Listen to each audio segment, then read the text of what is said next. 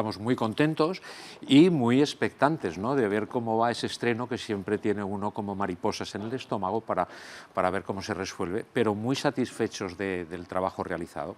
Y sorprendente lo que hemos encontrado en esos pequeños pueblos vivos que hemos visitado, ¿no? Bueno, cuando hablamos de pequeños pueblos vivos, lo que estamos queriendo contar son esas personas que se han replanteado, ¿no, Javier?, su vida y han decidido volver a su lugar de origen, a pueblos aragoneses, como es el caso al que vais a ir esta noche, que es ni más ni menos que Sos de Rey Católico, uno de los pueblos más bonitos de la comarca de las Cinco Villas y de Aragón, sin duda, y podemos decir del país. Sí, pero todos los pueblos tienen un encanto especial. Pero lo bonito de este programa es que no solamente nos han abierto las puertas de su casa, la gente, sino que nos abren la puerta de su vida. O sea, nos cuentan todo por dentro, cosas que yo muchas veces escuchaba y decía, Dios mío, si esto no lo contaría nunca, ¿no? Pero nos han tratado con tanto cariño y con tanta confianza que merece, pues eso, todo el respeto del mundo por nuestra parte.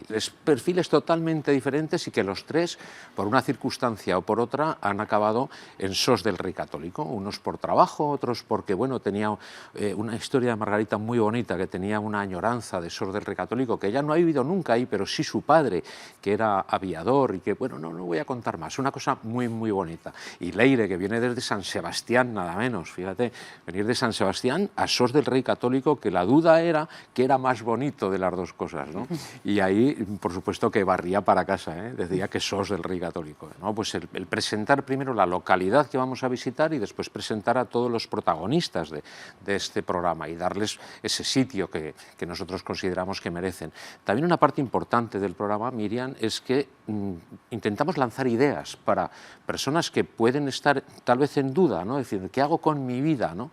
Pues saber que en los pequeños pueblos hay muchas posibilidades y la gente puede, no sé, buscar otros caminos donde puedan encontrar a lo mejor lo que no se han planteado nunca, ¿no?